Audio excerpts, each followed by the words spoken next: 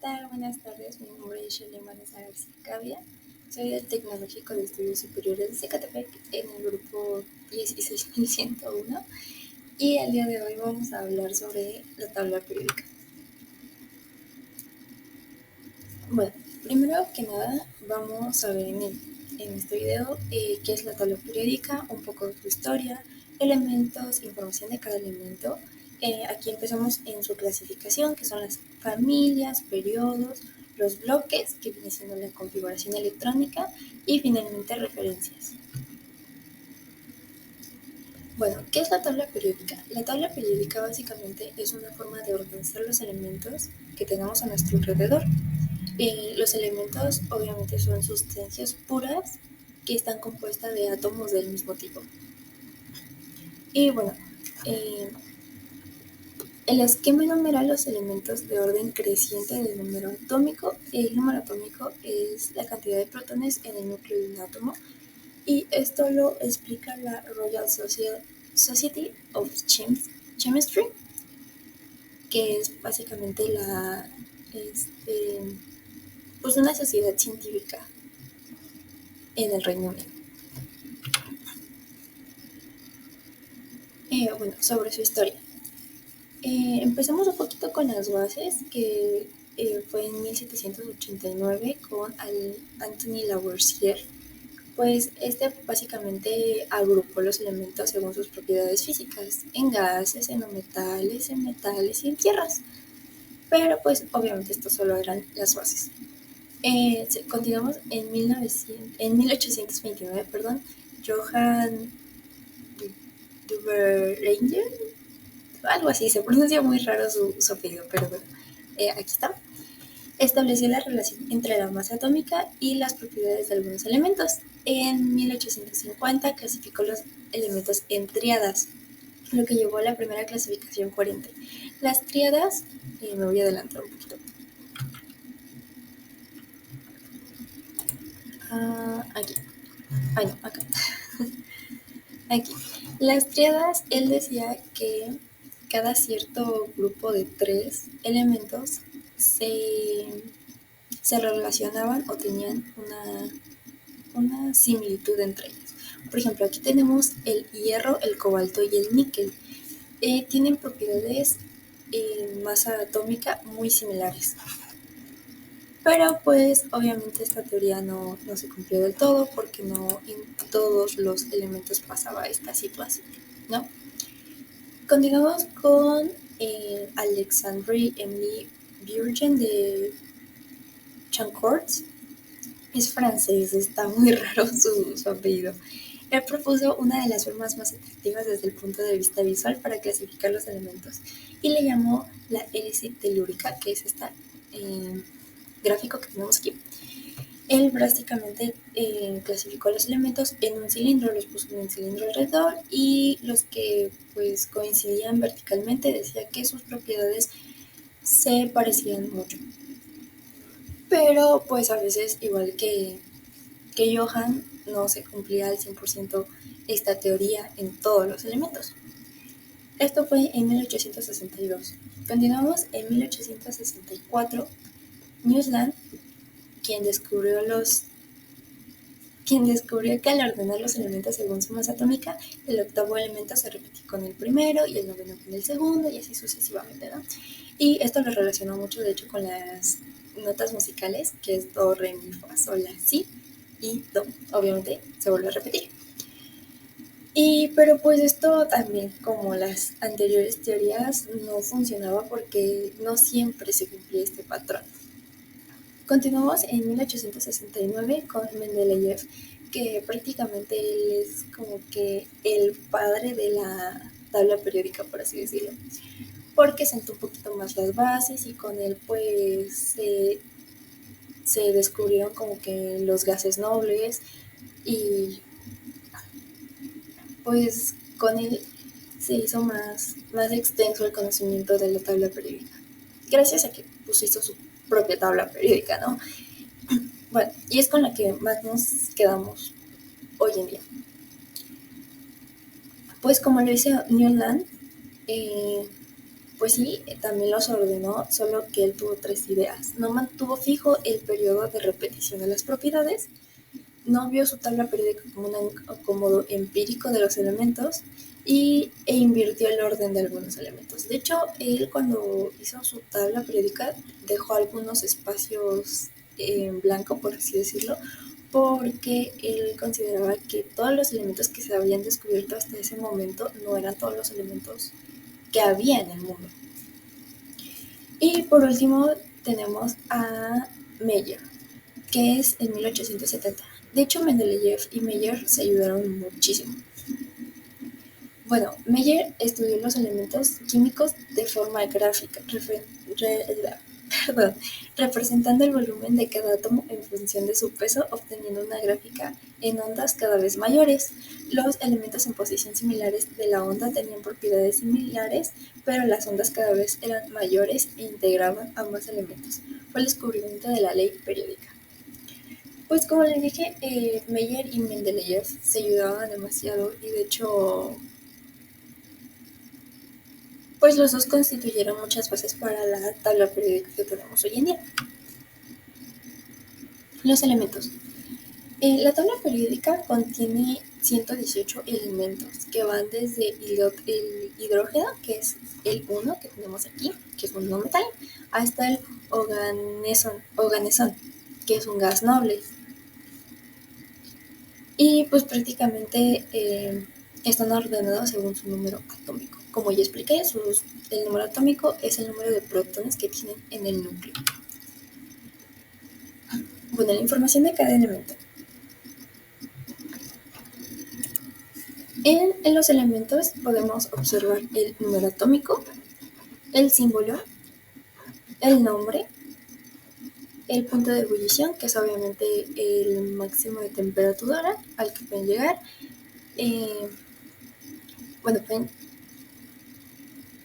Y el punto de fusión, que es a temperaturas muy bajas.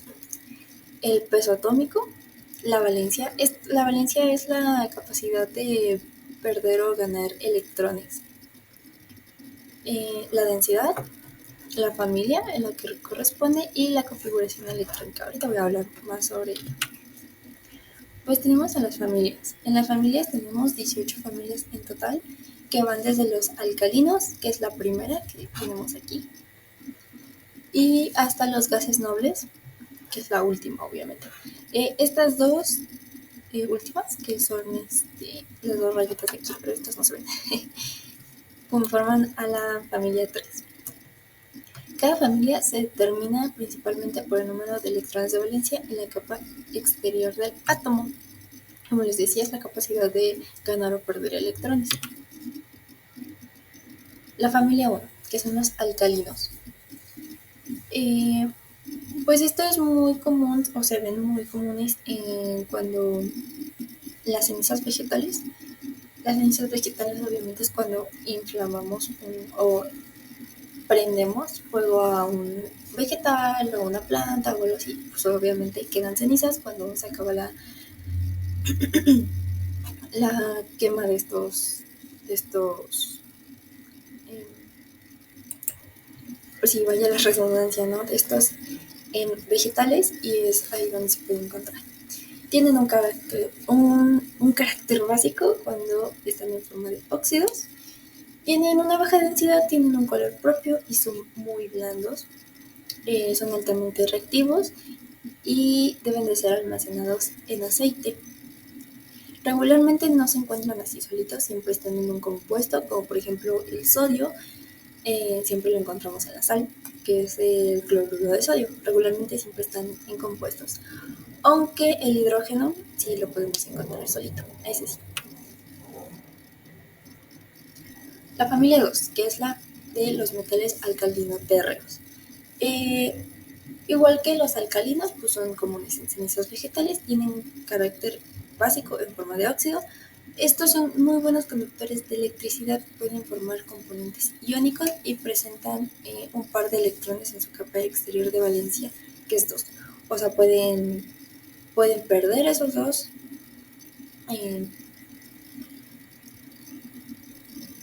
electrones, vaya. Son de colores blanquecinos regularmente o plateados y resultan casi estables.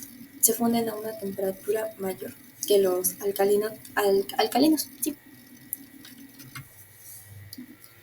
Luego tenemos a la familia 3, que es la familia del escandio. Pues aquí hay un debate porque dicen algunos químicos que las últimas dos filas de la tabla periódica no deberían de ir aquí, algunos dicen que sí, pero bueno, en lo que se decide, pues las ponemos aquí. Son elementos sólidos y brillantes que son altamente reactivos con una gran tendencia a la oxidación y son buenos conductores de electricidad. El grupo 4, que es la familia del titanio. Son metales igual muy reactivos que al exponerse al sol adquieren un color rojo, pueden inflamarse espontáneamente, o sea, son piróficos. Y el último, que es el Rutherfordio, es un sintético, o sea, quiere decir que no lo encontramos naturalmente y es reactivo. Es radioactivo, perdón. Eh, La familia 5. La familia 5 es la del vanadio, que son metales que exponen sus capas atómicas más externas a 5 electrones.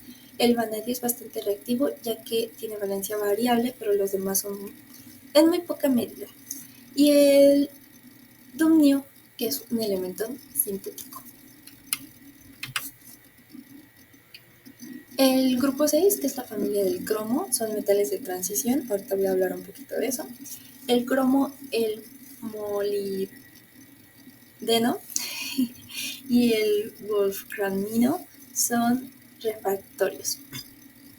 No presentan características electrónicas uniformes a pesar de su comportamiento químico semejante. Cabe aclarar que un elemento refractario es que puede llegar a altas temperaturas y no cambia sus propiedades químicas o físicas. Siguen estando igual. Tenemos el grupo 7, que son la familia del manganeso. El manganeso pues es el elemento más común de esta familia y pues también podemos destacar que el tecnecio no tiene isótopos estables y el reino se encuentra en cantidades mínimas en la naturaleza. Del grupo 8 es la familia del hierro, que son metales de transición, que poseen 8 electrones en sus capas exteriores y perdón, el ácido es un elemento sintético que pues solo lo encontramos en laboratorio. Seguimos con el grupo 9, que es la familia del cobalto. Pues son sólidos a temperaturas ambientes y podemos destacar desde que el minerio es sintético e igual solo existe en laboratorios.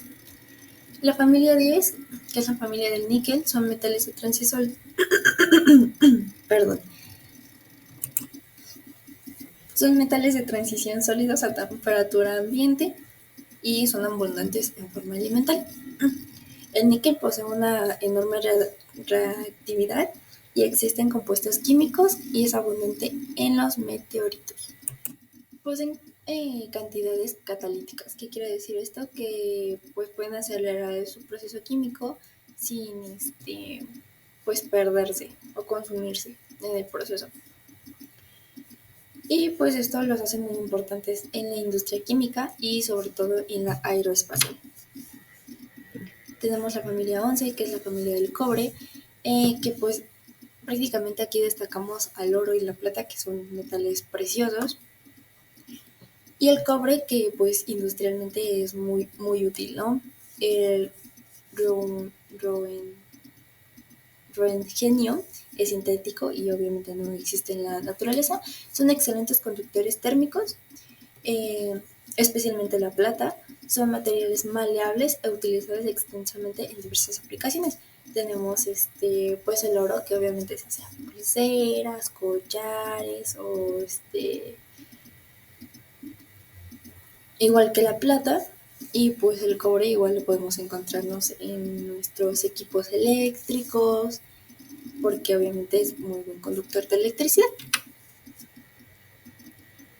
Seguimos con el grupo 12, que es la familia del zinc.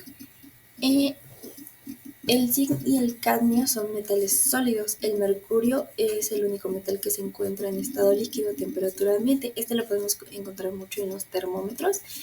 El zinc es un elemento importante para el metabolismo de los seres vivos, mientras que los demás son altamente tóxicos. De hecho, el zinc pues, lo podemos encontrar en muchos de nuestros cereales y pues es muy esencial para nosotros los humanos. El grupo 13, que es la familia del baro, también son llamados térreos, dado que son muy abundantes en la corteza terrestre, a excepción del nionio, que es sintético y obviamente solo existe solo en laboratorios. Estos elementos presentan 3 electrones en su capa externa, son metales de punto de fusión muy bajos, excepto el boro, que tiene un punto de fusión muy alto y es metaloide. Pues el punto de fusión, como ya lo había explicado, es un punto a temperaturas muy bajas. El grupo 14, que son carbonoideos, son en su mayoría elementos muy conocidos y abundantes, sobre todo el carbono central para la química en los seres vivos. Tenemos que son elementos muy empleados en la industria, abundantes en la corteza terrestre. El silicio constituye el 28% de la misma. Y tenemos el flerobio, que es sintético y reactivo, de media vida muy corta. Y pues el carbón es muy importante para los seres humanos porque de hecho pues estamos constituidos de chon, que ahorita voy a hablar un poquito de eso, que es prácticamente las partículas o los elementos que constituyen toda nuestra genética. Tenemos al grupo 15, que son los nitrogenoideos. Son muy abundantes y reactivos, estando a altas temperaturas, tienen 5 electrones en su capa exterior y, como en la familia anterior, adquieren propiedades metálicas conforme avanzamos en el grupo. Y el moscovio es un elemento sintético. Tenemos al grupo 16, que son los calcógenos o los anfígenos, que son elementos muy comunes y especialmente empleados en la industria, excepto el ibermorio, que es sintético. El oxígeno y el azufre están involucrados en procesos muy típicos de la bioquímica y poseen 6 electrones en su capa exterior atómica. Algunos tienden a formar compuestos ácidos o básicos y de ahí su nombre de anfígenos. Pues como explicaba, igual con el carbono, que es chon, que es carbono, hidrógeno, oxígeno y nitrógeno, que es lo que constituye nuestra genética. En el caso de los pulpos, de hecho, también ellos contienen azufre. El grupo 17, que son los halógenos, antes se les llamaba la 7B, suelen hallarse en estado natural como moléculas diatómicas. El tenecio es sintético, se trata de elementos abundantes en la bioquímica con enorme poder de oxidación. Su nombre proviene de los vocablos griegos sal y genos, que es producir. Bueno, halos, que es sal, y genos, que es producir. Y pues son productores de sal. Tenemos al grupo 18 y el 8B, que son los gases nobles. Deben su nombre a su baja reactividad y están en estado gaseoso en la naturaleza, lo que los convierte aislantes en diversas industrias. Tienen puntos de fusión y ebullición cercanos, lo que limita su estado líquido a un estrecho rango de temperaturas, exceptuando el radón y el oganesón. Son abundantes en el aire terrestre y en el universo, siendo producidos existidos en el núcleo de las estrellas por la fusión del hidrógeno. Tenemos a los elementos, que pues como ya lo había descrito, tenemos a las familias y también los podemos clasificar en los siguientes, que son metales. Los conforman los elementos del grupo 1 al 12, exceptuando el hidrógeno, y algunos de los elementos de los grupos 13, 14, 15 y 16. Se mantienen en estado sólido a temperatura ambiente, exceptuando, como ya dije, el mercurio. Son regularmente opacos, son buenos conductores eléctricos y térmicos y tienen una estructura cristalina en el estado sólido y adquieren brillo cuando se le pulen, que como es en el caso del cobre, el oro, la plata, todos ellos. Tenemos a los elementos no metales. Son malos conductores de calor y electricidad al tener una alta temperatura al tener una alta electronegatividad, es más sencillo que ganen electrones a que los pierdan. Son vitales para la vida, pues muchos de ellos se encuentran en los seres vivos, como el carbono, el hidrógeno, el oxígeno, en cantidades importantes, mientras que otros son esenciales como el flúor, el silicio y el cloro. Esto que habla de que pues necesitamos mucho para vivir, ¿no? Y regularmente los encontramos de la familia 13 a la 18. O bueno, 14, ¿no? Más o menos. Tenemos los halógenos. Son aquellos que ocupan el grupo 17 de la tabla periódica. Son altamente reactivos por su conformación química, ¿sí? Sus átomos tienen 7 electrones en el último nivel, lo que los hace una alta electronegatividad. La palabra halógeno proviene del griego hals, que significa sal, y genes, que significa origen. De este modo, la traducción etimológica se produce como que origina sal, por ejemplo, el cloruro de sodio. Y por último tenemos los gases nobles, que es la familia 18. ¿No? Se trata de gases incoloros, inodoros e insípidos, es decir, que no tienen color, sabor u olor. No son flamables en condiciones normales, presentan una reactividad química muy baja debido a que su última capa de electrones está completa.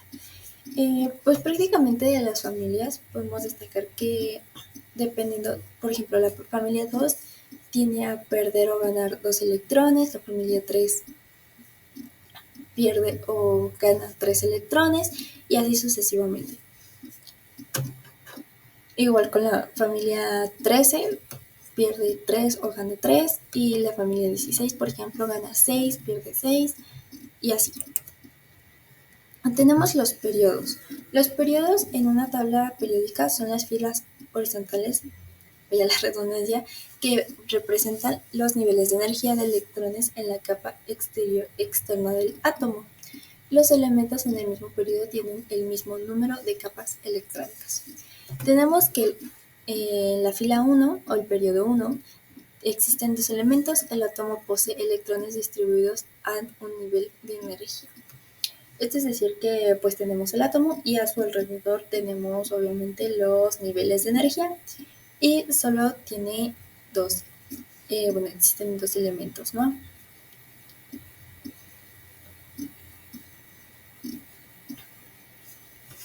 Perdón. El siguiente periodo tenemos 8 elementos y sí, perdón, me perdí ahí. Lo que les explicaba era que tenemos el átomo y en el siguiente solo tenemos un nivel de energía. En el siguiente periodo tenemos 8 elementos, pero en el átomo tenemos el átomo y 2 niveles de energía. En el tercer periodo tenemos 8 elementos igual, pero en su átomo o en su esquema tenemos el átomo y poseen 3 niveles de energía. En el cuarto tenemos 18 elementos y poseemos 4 niveles de energía. En el 5 periodo tenemos 18 elementos igualmente y tenemos 5 niveles de energía. En el periodo 6 tenemos 32 elementos y poseen 6 niveles de energía, al igual que en el periodo 7 que tenemos 32 elementos con 7 niveles de energía. Si ven aquí, pues las dos últimas que tenemos aquí, que son los metales, pues se constituyen respectivamente al periodo 6 y al periodo 7. Los bloques es prácticamente la configuración electrónica. Estos se refieren a la distribución de electrones de valencia de los elementos de los subniveles de energía y se dividen en 4, en S, D, P y F, que se relacionan con las propiedades y el comportamiento químico de los elementos y la forma que la rompen. La forma del orbital, vaya. Pues tenemos el S, que significa agudo. Tenemos el P, que significa primario. Tenemos el D, que significa difuso. Y el F, que es fundamental. Básicamente el S puede ceder o ganar 1 o 2 electrones. El P puede ganar 1 a 6 electrones, el D de 1 a 10 y el F de 1 a 14. Tenemos nuestras referencias y por último nuestra conclusión. Pues prácticamente la tabla periódica es un esquema que nos ayuda a ordenar los elementos que tenemos a nuestro alrededor. De hecho, también nos sirve para, pues obviamente, producir o crear sustancias o purificarlas incluso. Nos ayuda a predecir la apariencia de las propiedades en la materia y en el resto del universo. Y pues también ya sea en la actividad industrial o científica, nos puede ayudar pues sí, a ver cómo está el comportamiento químico de un elemento y cómo puede reaccionar contra otro. Y pues eso es básicamente a lo que nos ayuda nuestra tabla periódica a organizar pues los elementos. Y pues bueno, eso sería todo. Muchas gracias por ver este video y pues me despido. Hasta luego y bonita tarde.